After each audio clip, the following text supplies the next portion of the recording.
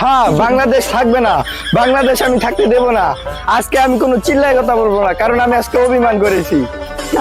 Hawker সাংবাদিক বাঁচা গেল না, দেখে শামসুরে ফোন দেয়। ব্রেকিং নিউজ, গোপন সূত্রে পাওয়া গেছে কি হকার সাংবাদিক কিডন্যাপ করবে সিন্ডিকেট জগতের বাচ্চা পুষ্পা। এটা কতটুকু সত্য জানতে চোখ রাখুন ভুয়া পাবলিক বাংলাতে। এই নিউজে চোখ রাখতে হলে আপনাকে সাবস্ক্রাইব করতে হবে টিম হাইপার এফ।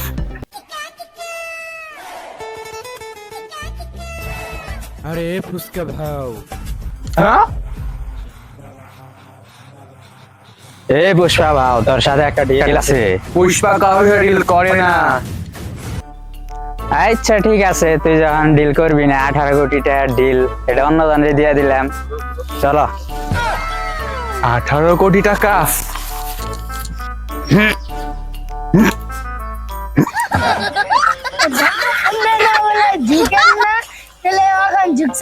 আরে 18 কোটি টাকার জন্য পুষ্পা সুর যোগেগা নিয়ে ডাইরেক্ট পায়ে ধরেগা। যা পুষ্পা, তোরে দিলাম, তুই যেহেতু সিন্ডিকেট জগতের বাচ্চা, তোরে আমি এই ডিলটা দিলাম। তুই হকার সাংবাদিক রে যদি ঠিকঠাক মতন কিডন্যাপ করতে পারস, তোরে আমি পুরাপুরি 18 লাখ টাকা দরকার হয়, 18 কোটি টাকা দরকার হয়, আরো 1 কোটি টাকা তোর বোনাস দিব, ঠিকঠাক যদি তুই কিডন্যাপ করতে পারস। Deal done. ভাও, আপনার তো পাসপোর্ট নাই, আপনি ইন্ডিয়াতে কেমনে ঢুকবেন? আয় আমার লাগে।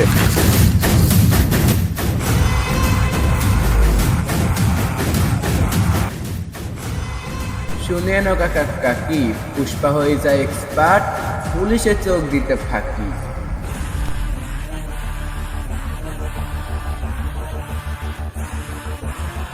পুলিশের চোখ ফাঁকি দিয়ে পুষ্পা চলে গেল তার ডেরায়, সেখানে বসেছিল তার লোক, নিতে গেল তাদের কাছ থেকে খোঁজ, আসে হকার সাংবাদিক কথা।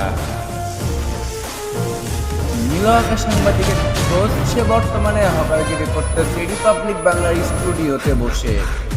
পুষ্পা খোঁজ পেয়ে চুমকিয়ে মুচকি একটা হাসি দিয়ে চলে গেল তাকে স্মাগলিং করতে লাল চন্দন কাঠের মতো করে।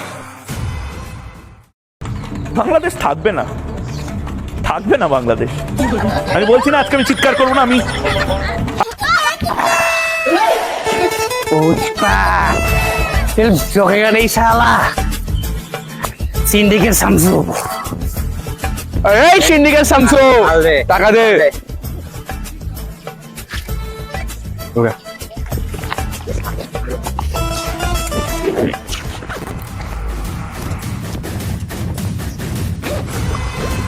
কাঁচা টাকা গন্ধই আলাদা।